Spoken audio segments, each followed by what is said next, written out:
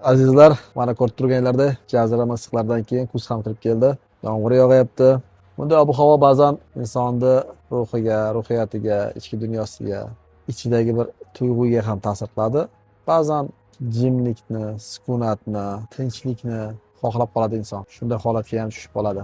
Bunday holat sarhisob qilishga, shu paytgacha bo'lgan hayotida o'tgan, qilingan ishlar, qilingan bosib o'tirgan yo'llar, munosabatlar, bularni sarhisob qilishga va kelajakka qaysi yo'ldan borish, qaysi rejalarda qilish, qanday umidlar qilish, inson xohlasa xohlamasa shunday tuyg'ularga qarab yetaydi.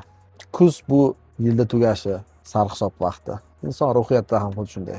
Sarhisob har doim ham yaxshilikka qarab yetaklashishi aniq, lekin agar to'g'ri sarhisob qilinsa, to'g'ri yo'ldan yurilsa va inson o'zini topa bilsa, sog' bo'ling, salomat bo'ling.